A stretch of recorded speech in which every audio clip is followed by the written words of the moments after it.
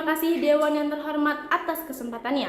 Assalamualaikum warahmatullahi wabarakatuh. Perkenalkan, saya Fatia Izzat Taufikur Rahman, merupakan delegasi dari MAN 1 Bogor. Saya sebagai pembicara pertama, rekan saya Jovan Ali Muzaki sebagai pembicara kedua, dan Jibril Al-Hafiz sebagai pembicara ketiga.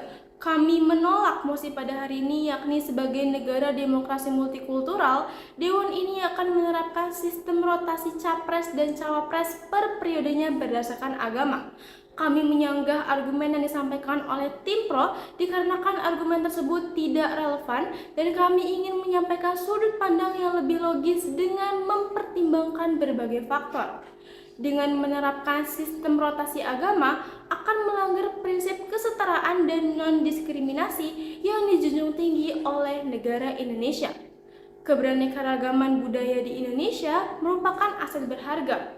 Jika memberi preferensi pada agama tertentu dalam pemilihan kepemimpinan, hanya akan memicu perpecahan dan ketidaksetaraan. Bukankah tujuan utama kita adalah menyatukan rakyat Indonesia sebagaimana tertulis dalam Pancasila sila ketiga? Selain itu, mengaitkan agama dengan kepemimpinan dapat berpotensi merusak profesionalisme dan kualifikasi calon pemimpin. Pada dasarnya, kepemimpinan harus didasarkan pada kompetensi, integritas, dan kemampuan untuk memajukan negara, bukan hanya berotasi pada perbedaan aspek agama.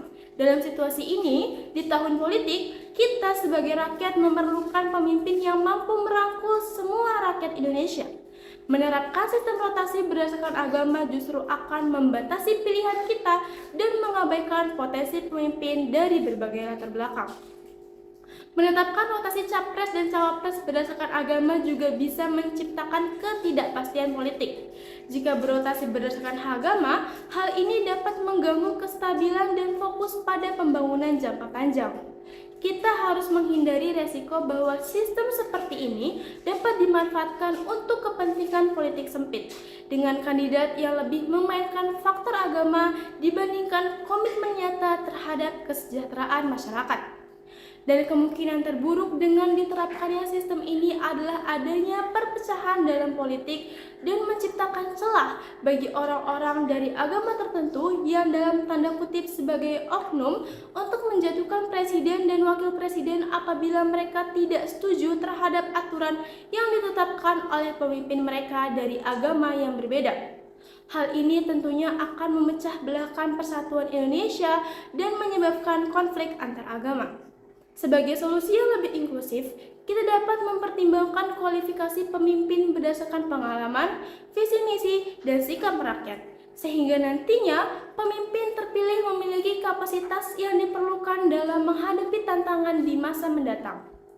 Tak hanya itu, kita juga dapat mengupayakan mekanisme yang memastikan bahwa para calon perwakilan rakyat benar-benar mewakili kepentingan dan aspirasi semua kelompok agama.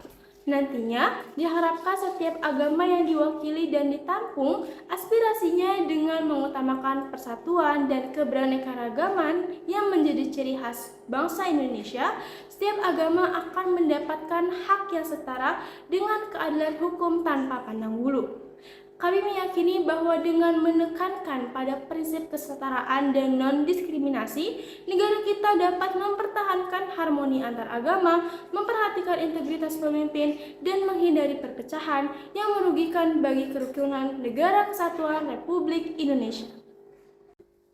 Baik, izinkan saya untuk memberikan sebuah argumentasi kontra pada mosi perdebatan kali ini, serta sanggahan yang akan ditujukan kepada tim pro pada mosi perdebatan kali ini. Dewan juri yang terhormat, kami menolak mosi perdebatan kali ini.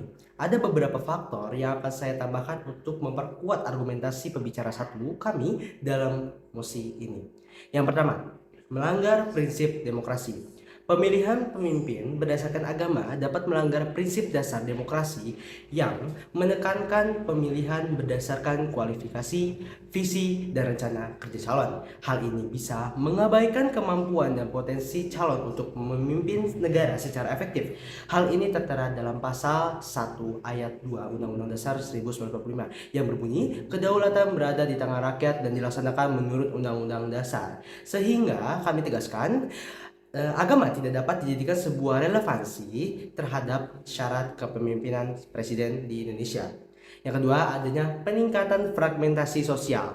Adanya menerapkan rotasi berdasarkan agama dapat meningkatkan fragmentasi sosial dengan memisahkan masyarakat berdasarkan keyakinan agama. Ini bisa menyebabkan ketegangan antara agama dan mengurangi rasa persatuan nasional yang sangat penting dalam negara yang beragam seperti di Indonesia ini. Hal ini merupakan salah satu bentuk kontradiktif daripada argumentasi yang disampaikan oleh tim pro dalam hal sistem penguatan toleransi, yang ternyata hal ini justru dapat memecah belah persatuan bangsa dikarenakan adanya beberapa pihak yang merasa terdiskriminasi dengan adanya sistem seperti ini.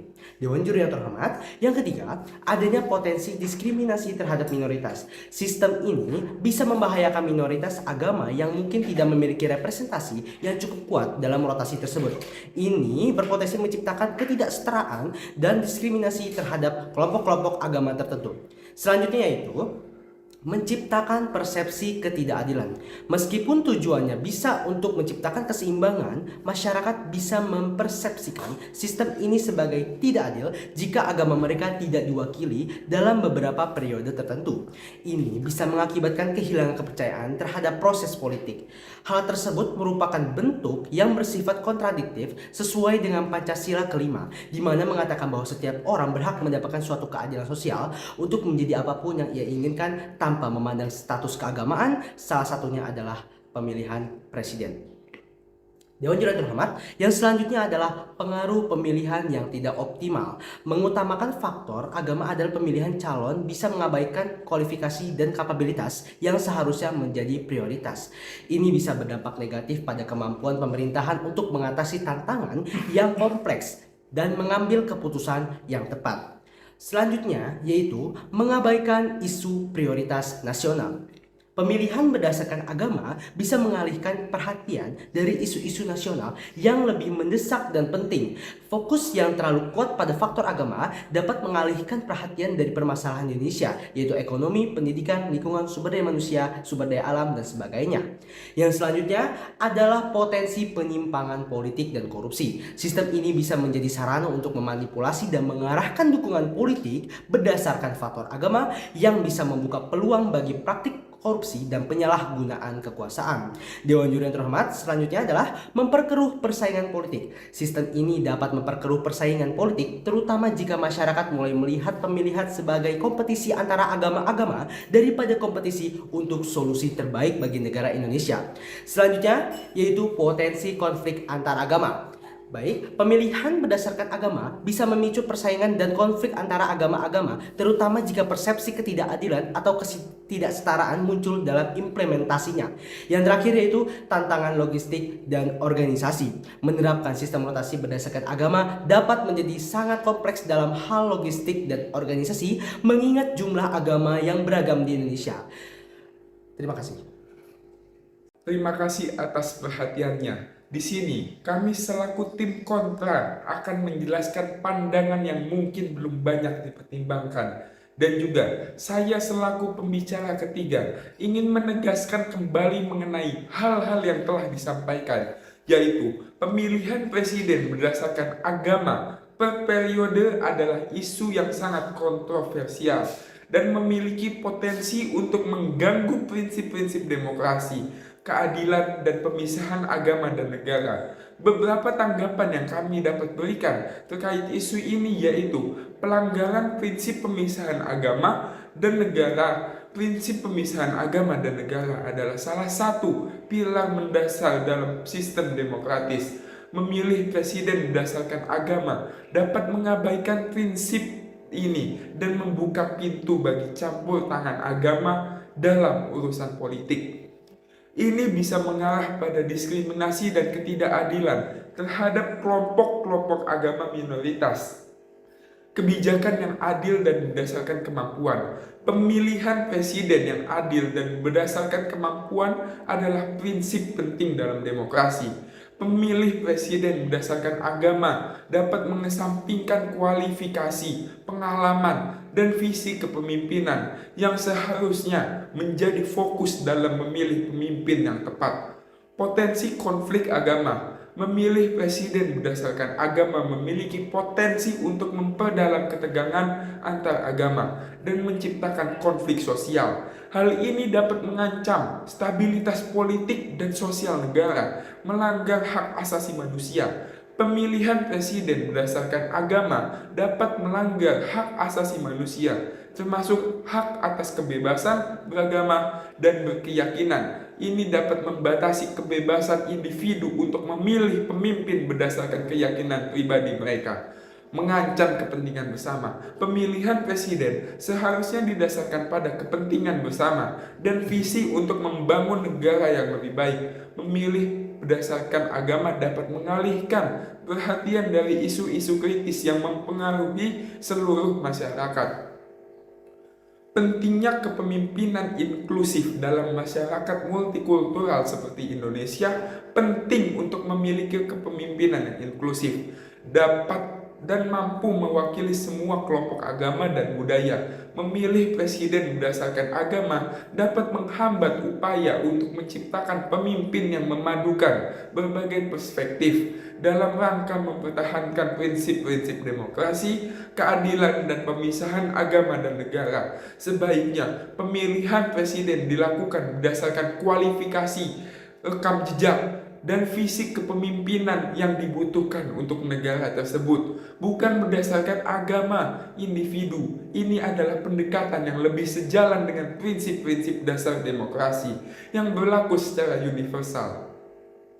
Serta John Locke, seorang filsuf politik yang mempengaruhi pemikiran demokratis modern. Menurutnya, pemerintah seharusnya tidak memiliki kewenangan dalam urusan agama, dan agama seharusnya menjadi urusan individu. Locke juga percaya bahwa pemilihan pejabat publik, termasuk presiden, seharusnya tidak bergantung pada agama. Lalu, Abraham Lincoln juga berkata, demokrasi adalah pemerintahan rakyat, oleh rakyat dan untuk rakyat. Abraham Lincoln, mantan presiden Amerika Serikat ini menggarisbawahi pentingnya partisipasi rakyat dalam proses politik. Jika negara yang memiliki prinsip demokrasi menerapkan sistem pemilihan presiden berdasarkan giliran agama, maka prinsip demokrasi yang awalnya pemerintahan rakyat, oleh rakyat, dan untuk rakyat, semuanya berubah menjadi oleh agama untuk agama itu sendiri. Tidak berprinsip untuk kepentingan rakyat umum. Berdasarkan para ahli juga menggarisbawahi pentingnya prinsip pemisahan agama dan negara dalam sistem demokratis. Mereka menganggap bahwa pemilihan pejabat publik, termasuk presiden, seharusnya didasarkan pada kualifikasi, integritas, dan visi kepemimpinan, bukan pada agama individu. Pemisahan ini dapat dianggap sebagai salah satu landasan bagi keberagaman agama dan kebebasan beragama dalam masyarakat yang demokratis. Baik, izinkan saya selaku pembicara kedua untuk memberikan sebuah kesimpulan pada mosi perdebatan kali ini.